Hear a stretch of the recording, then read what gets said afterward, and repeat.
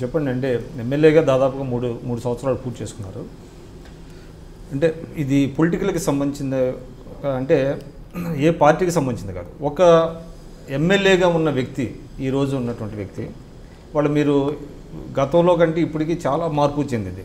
అంటే మీరు అంటే సెల్ ఫోన్ అందుబాటులోకి రావడం వల్ల, మొబైల్ అందుబాటులోకి రావడం వల్ల ప్రతి కార్యకర్త మీకు ఫోన్లు చేయటం, తర్వాత అనేక సమస్యలు మీ దగ్గర ప్రస్తావించడం, అనేక ఇష్యూస్ని తీసుకురావడం అన్నీ జరుగుతున్నది. మీకు ప్రభుత్వ పరంగా లభిస్తున్నటువంటి జీతభత్యాలు మీరు క్షేత్రస్థాయిలో పెట్టే ఖర్చుకి సరిపోతున్నదా? అంటే ఎటువంటి, మీరు ఇందాక అన్నారు, నీతి నిజాయితీగా ఎటువంటి అక్రమాలకి పాల్పడకుండా, ఎటువంటి చేయకుండా ఒక ఎమ్మెల్యే తనకి న్యాయబద్ధంగా వస్తున్నటువంటి జీతభత్యాలతో కాన్స్టిట్యున్సీని నిర్వహించడం సాధ్యపడుతున్నదా?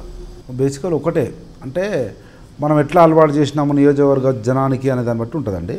సింపుల్ నేనే చెప్తాను. నేను అవునన్నా కాదన్నా అవుట్ ఆఫ్ 119 కాన్స్టిట్యున్సీలో నేను 119 ఎమ్మెల్యేలో ఆర్డినరీ ఎమ్మెల్యే, నేను బీద ఎమ్మెల్యేను కనుక పెద్ద ఎక్స్పెక్టేషన్స్ ఉండకపోవచ్చు నా మీద.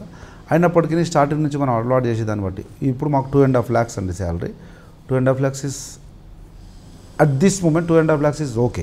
ఎందుకు గుడ్ ఎనఫ్? ఎందుకు డీజిల్, మా పిఏ, నా ఎక్స్పెండిచరు, బయట ఎప్పుడైనా ఉంటే తిండో అదో ఇదో డీజిల్ ఇవన్నీ ఓకే, సెట్ అవుతుంది, నో ఇష్యూ.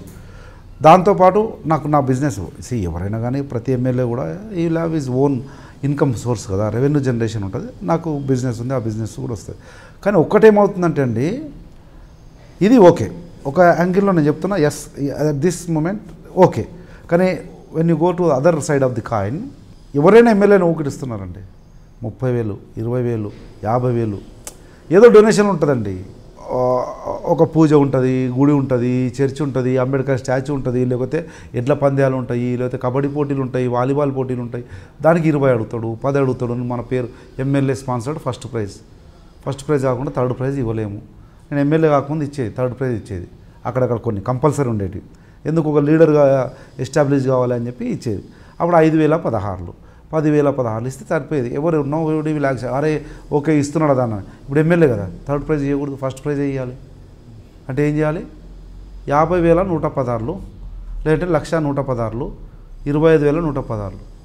అటువంటివి ఏడాదికి ఒక్కొక్క మండలం 5-6 వస్తే మీరు ఆలోచన చేయండి. ఎవ్రీ సీజన్ ఉంటుందండి.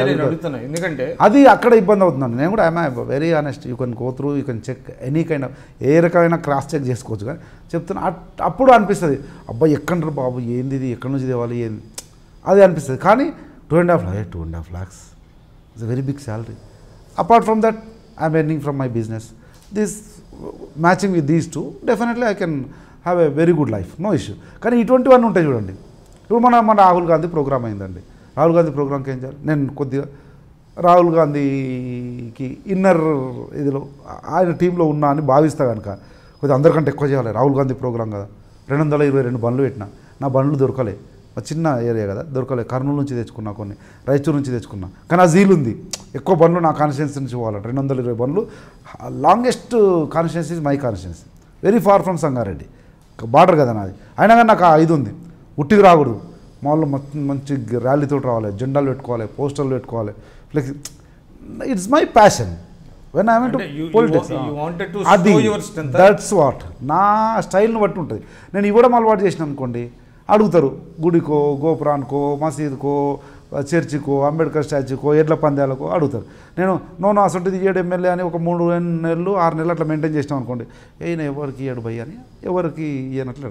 కానీ ఎమ్మెల్యే కాకముందే ఇవ్వడం అలవాటు చేసినాం. For more interviews, for more news and for more public voice, subscribe I dream.